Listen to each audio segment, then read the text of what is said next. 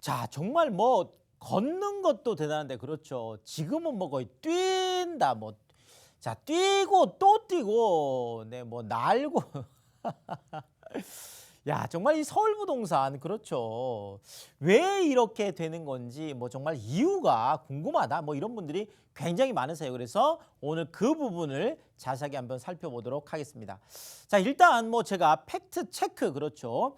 뭐 한 주간에 또 팩트 체크를 늘 해드리는데 자, 일단은 상승폭 자체가 그러니까 상승 랠리를 계속 하고 있는 것은 뭐 지금 계속 쉼 없이 올라가고 있고요. 자, 올라가는데도 상승폭이 얼마나 되느냐라는 건데 현재는 상승폭 자체가 다시 좀 커지고 있다라는 거죠. 그래서 상승폭이 다시 확대되는 이런 모습들을 이제 보이고 있다라고 이제 보여지고요.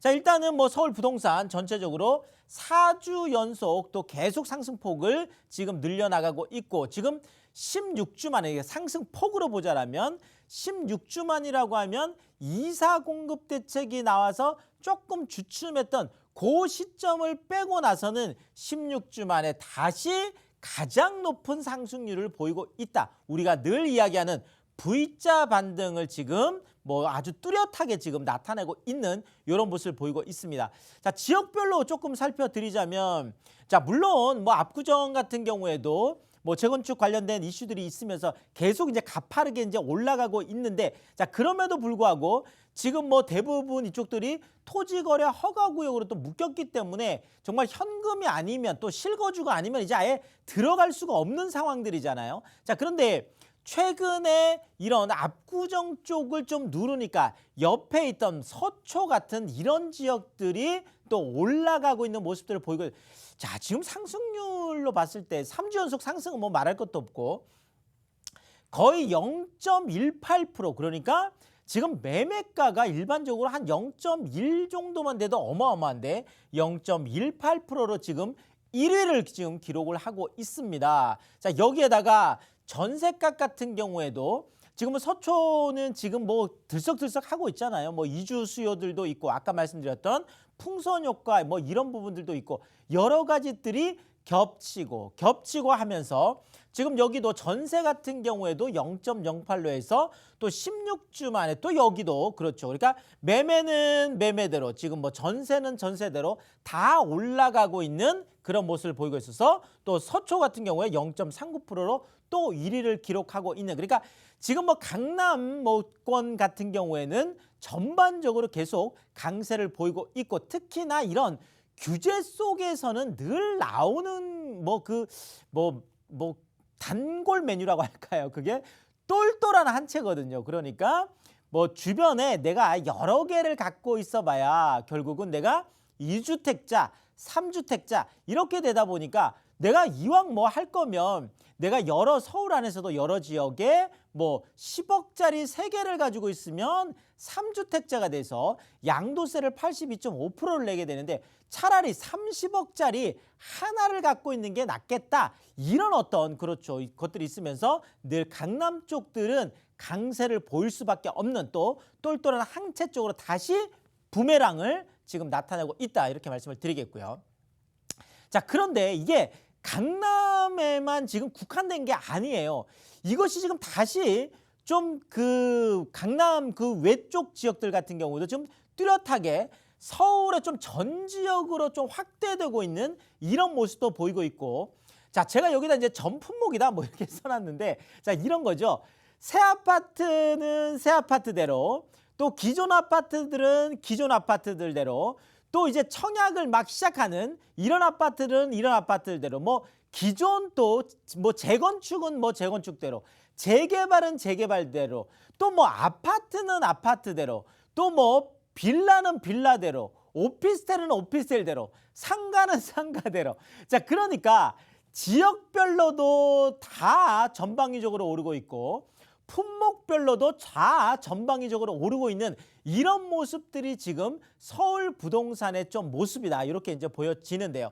자, 일단 뭐 작년에도 그랬습니다. 자, 작년에도 그랬고 지금 올해도 지금 그런데 자, 지금 청약 경쟁률 자, 지금 서울에는 공급되는 게 지금 없어요. 물론 입주 물량 자체도 작년에 약 4만 가구 정도 됐던 게 올해 3만 가구에서 내년에 이제 2만 가구까지 쭉쭉쭉쭉 떨어지지만 입주 물량도 그렇지만 청약 물량 자체도 신규 공급 자체도 지금 없는 상황이거든요. 그러니까 청약 시장이 뜨거운 거는 뭐 어쩔 수 없겠습니다. 그래서 1순위 경쟁률이 무려 115대 1. 그래서 2015년 후에 가장 높은 지금 경쟁률들을 지금 기록을 하고 있습니다.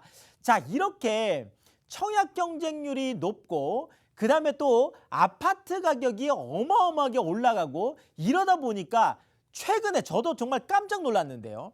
자, 강남구에 있는 전용 40제곱미터, 그러니까 일반적으로 우리가 뭐 1.5룸이다, 투룸이다 요 정도 되는, 그것도 아파트가 아니라 그렇죠, 도시형 생활주택이에요. 우리가 뭐 다세대 주택이다, 빌라다라고 하는, 물론 이것은 좀 약간 그 좀 퀄리티가 높은 하이엔드급이다 뭐 이렇게는 봐야 되겠죠. 자, 아무리 그렇다고 하더라도 자, 전용 40제곱미터 정도 되는 1.5룸, 투룸 정도 되는 이런 도시형 생활주택이 무려 분양가가요 15억이었어요.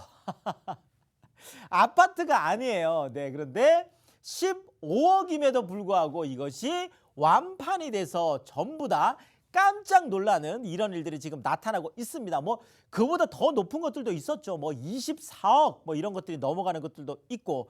자, 그러다 보니까 정말 이제는 아파트뿐만 아니라 뭐 빌라나 오피스텔 이런 것들까지도 엄청난 또 상승세를 보이고 있다라는 거고. 자, 또 하나는 최근에 제가 뉴스 기사에 이제 났던 것들을 그냥 그대로 제가 한번 옮겨봤는데요.